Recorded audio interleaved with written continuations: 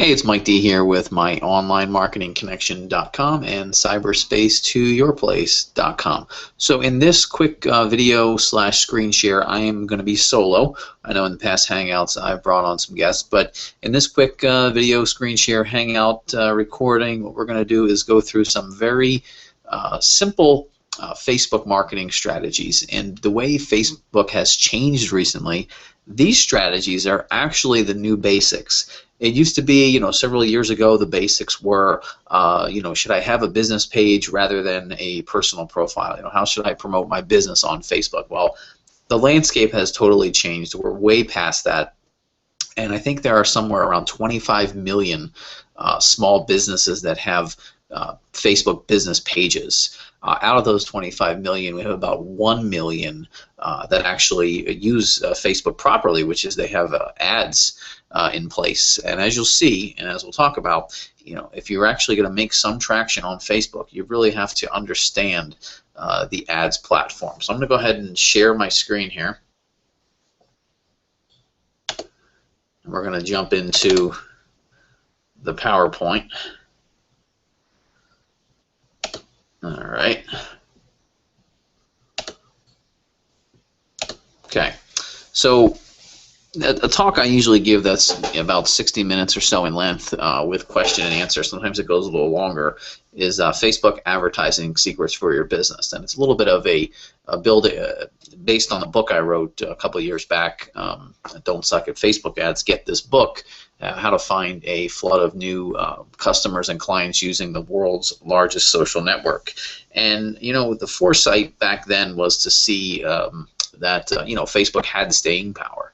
And I will openly confess, when Facebook first stormed on the scene back in 2007, 2008, I was a little skeptical because I was there when MySpace, went down in flames. I wasted a lot of time on MySpace, but really they just didn't have their act together, right? So Facebook does. But anyway, let's go through some of this real quick. What I encourage everyone, clients, audience members, small business owners, is not to let the social media noise fool you. So let's just fill this slide up here.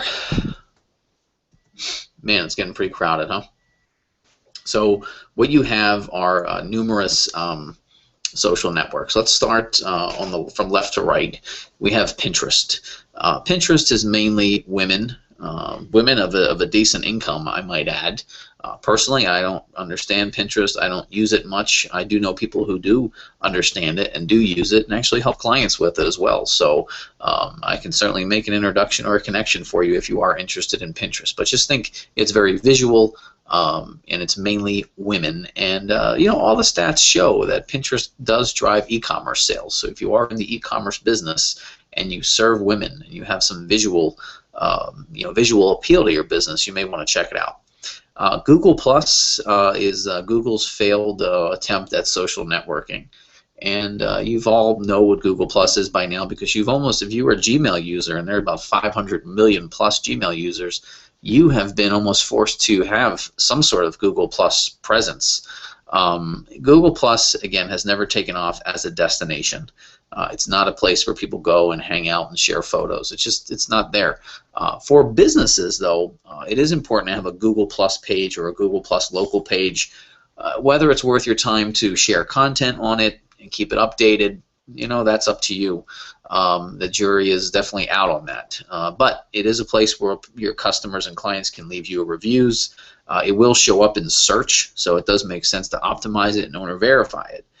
Google Plus has been demoted to what's called a platform, no longer a social network. So I'll just say it's Google's data grab to tie you to a real identity. I love using the Google Hangouts. I mean, obviously that's how the Google Plus Hangouts. That's how we record all these. So I think some functions of Google Plus will live on. They'll just be split off because again, the social network has never taken off. Stats showed that when the first year it was around, people spent about 3 minutes a month on there. Then you have Twitter. Well, Twitter has a turnover problem. That's Twitter's main issue. Right now they have a turnover problem and they have a shareholder problem because Twitter is actually a public company. And because they're a public company, they are beholden to their shareholders. And if they don't get their act together and figure out how to make money, figure out how to have some real user growth, they will go down. They'll have a really, their stock will probably end up below $10. A problem with Twitter is its feed is totally unfiltered, so it's information overload. The other problem with Twitter is if you're a new user, it's very hard for you to get traction. You know, I tried Twitter several years back. I guess I got lazy with it, but you know, everything points to the fact that if you were an early Twitter user, you should probably stay on the platform. But if you're a new Twitter user, it's very hard for you to get traction. I predict that Twitter will be, you know, for all the previous, you know, early users, and it'll be mainly for media companies. It'll be for celebrities. That's who Twitter will serve. Twitter, it's going to be very hard for Twitter to serve the small business owner. That's you know, my prediction there. Vine, you know, 6-second video clips. They're owned by Twitter, so they have their own, you know, subsection of problems that Twitter has. Tumblr is owned by Yahoo, and Yahoo bought Tumblr for around $1 billion or so, 900 million, 1 billion, whatever it is.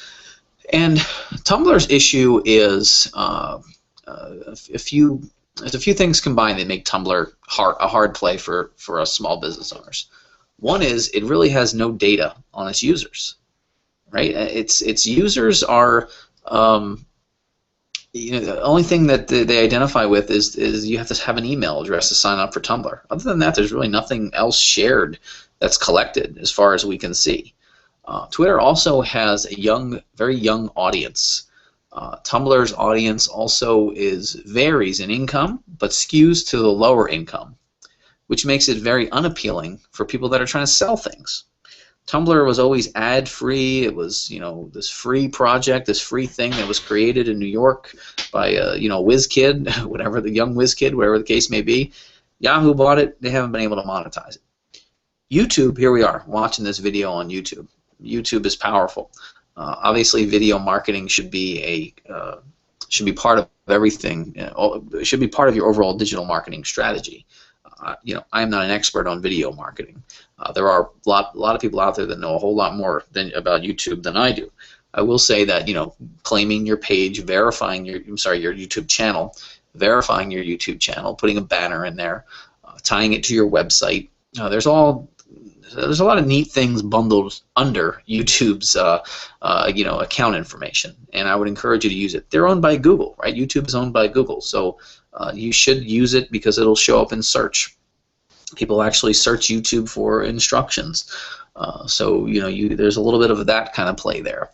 There's also the fact that here we are, you're listening to my voice, you're checking out my PowerPoint, and hopefully that builds a little bit of goodwill, a little bit of rapport between you and I. And that's what YouTube can be a good thing for, and obviously it can be entertaining as well. So again, you know, if you want to do, there's all kind of different ways to use YouTube. It can be quick, take a shot with your iPhone or your Droid. It can be professional, you know, shooting full-fledged commercials and putting them on YouTube. So that's you know, that's YouTube. As we move up here, you have Instagram. So Instagram is, again, skews younger. It's right around the same amount of users as Twitter, 250 million or so. You can fact check that. I always encourage everyone to fact check. And you know, it's owned by Facebook, so it will be monetized. There are ads on Instagram. You know, if your demographic skews younger, you have a very visual business, you could make use of Instagram for sure. And the fact that they're owned by Facebook is promising.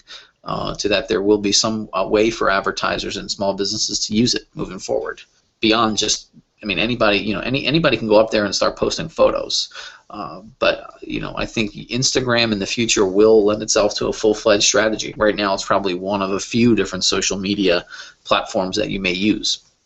Okay, so then we go into LinkedIn. LinkedIn, you know, is the proven professional juggernaut of social media. It makes sense to have a profile. It makes sense to have connections. Again, I'm not a LinkedIn expert. I have a pretty decent profile. I have a business page on LinkedIn. I have tried the ads platform. I was not happy with my results. Obviously, there's some other things you should look into on LinkedIn, which is to be considered for their publisher program. If you are an expert, you can certainly get into publishing content on LinkedIn because they're becoming a content destination. So if you are in business to business, you're in sales, you're looking for a job, you should be on LinkedIn. Now, finally, we strip all these away. and we end up with Facebook. So Facebook has 1.25 billion, we'll just say, plus users. That's huge. It's just a lot of people.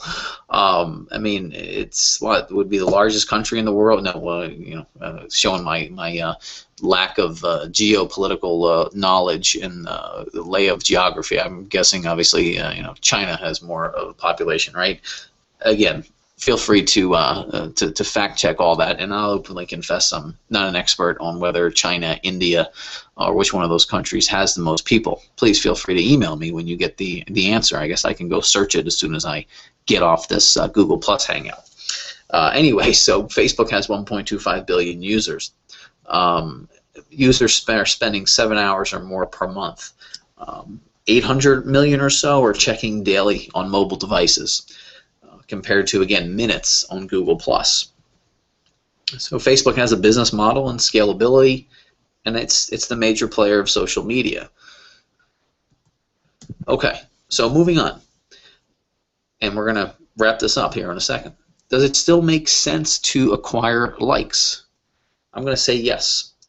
So the first strategy, the first part of any Facebook marketing strategy is for you to acquire likes.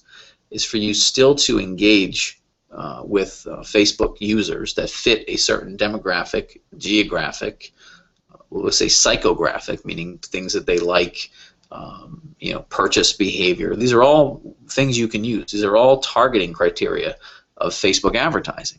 And that's what makes Facebook so powerful, is all the data it has on all of its users. And I think I was watching a Facebook documentary once where one of the gentlemen that was being interviewed said, the customers of Facebook are the businesses that buy advertising. They're the ones who, we're the ones who pay Facebook's bills. The product that Facebook is selling is all of the users, all of us. We're all the product being sold on Facebook. So you still have to acquire likes. There's a few reasons why you want to acquire likes for your business. One is, for one, those likes have to be targeted to your own geographic. So don't just try to get likes so you can up this number. That's not the idea. Quality over quantity any day of the week.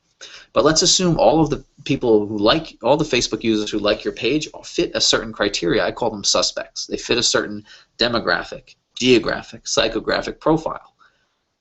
Those folks add an element of social proof to your business.